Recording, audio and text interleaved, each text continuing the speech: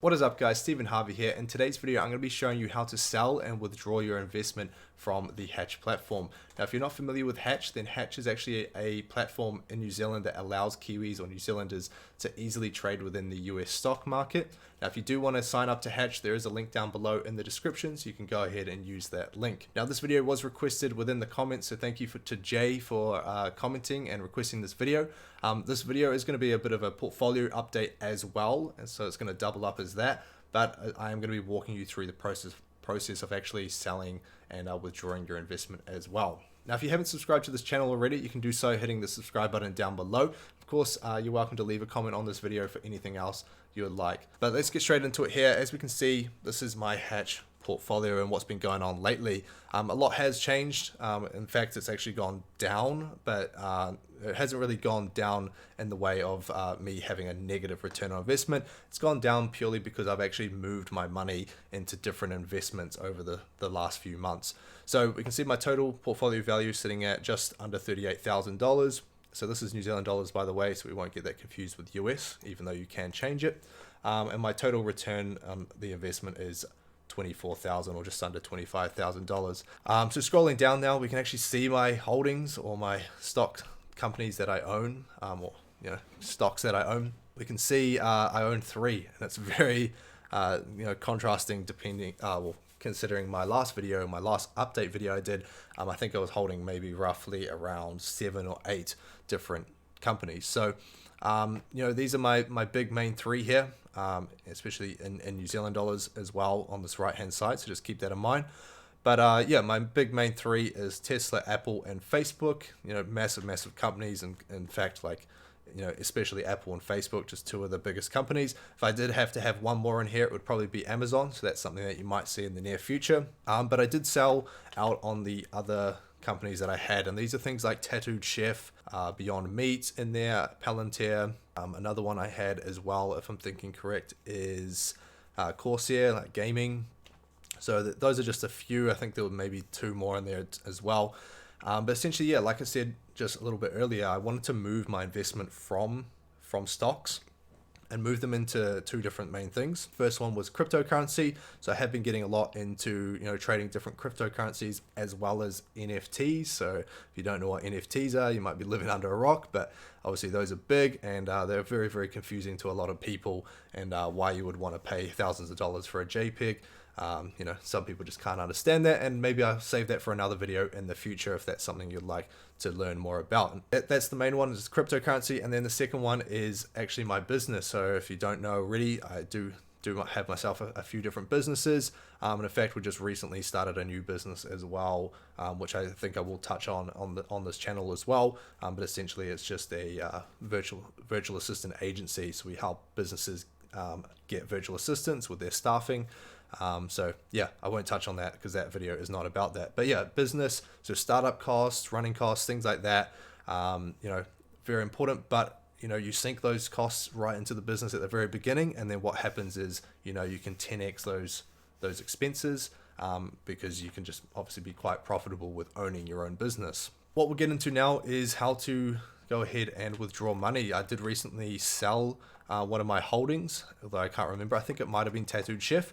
And so we can see in the top right hand corner up here, we have $3,000 available to actually withdraw, or we can reinvest it if we wish to. So before we get into that part, as an example, and I won't go ahead and do it completely, but we can, for example, we can click into Facebook, and because I do have Facebook shares, we can obviously see the pricing and so on.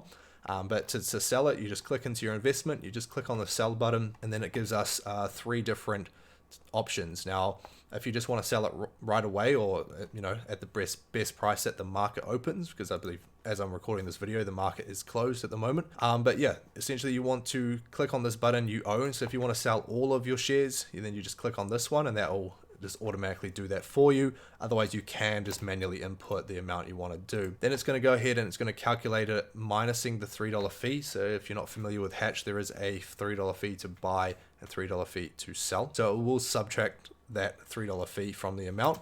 So in this case we want to do that. Then you want to go to review that to sell. It's going to tell us how many shares we're selling, the total amount of money that we're going to receive in US dollars, and then also when the order is going to be placed. So at this time, in terms of the market being closed, it will do that at the best price. So it doesn't guarantee you that you're going to get it at that price. So we can even say, like, if we go back to edit order, it doesn't guarantee us that we're going to get it for $353 a share. It'll just do it at the best price when that market opens. Then you've got limit sell as well. We can go ahead and put in the number of shares. So again, let's say you can only do full shares and when you do limit selling. So you can't do those fractional shares, which is why we can only do 4 here. Then we want to put in the US dollars. So maybe we want to wait for the Facebook stock price to go up to $360. So we'll go and put 360 in there. That is, you can put the expiry. So do we want, if that price doesn't hit that price target of $360, then how soon do we want it to hit that before we actually go ahead and cancel the order? Is it going to be 90 days? So 3 months before that ends up just canceling. So we give it 3 months for the share price to go from 353 to 360.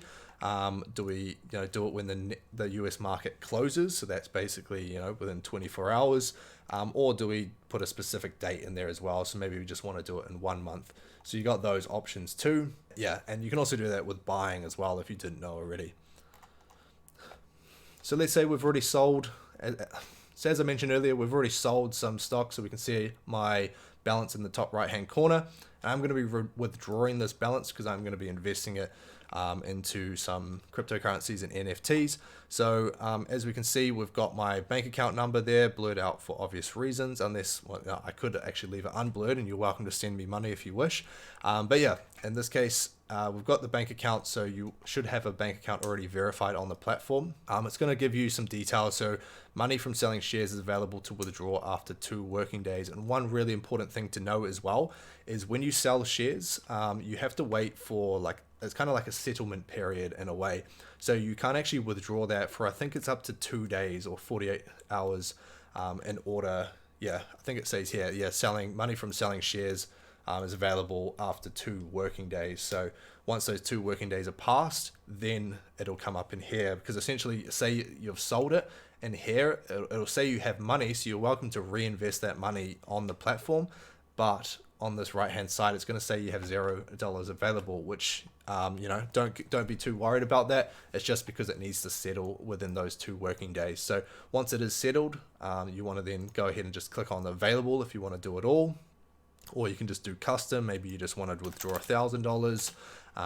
But in this case, if we want to withdraw it all, we just click on there. As we can see down here, we have to allow 4 working days for withdrawals to show up in our bank account as well. So if you sell your shares on a Tuesday in New Zealand, because that's essentially when the market, Tuesday morning is when the market will be open. So if you sell it there, then it's actually not going to be until maybe Thursday that you can go ahead and withdraw it. Then if you go ahead and withdraw it on a Thursday, then it's not going to get in your bank account before the weekend. In fact, it's going to come through the following week. So just keep that in mind as well. So we click confirm withdrawal. That's going to do its thing, and it can say thank you, thanks, we'll get your money to you ASAP.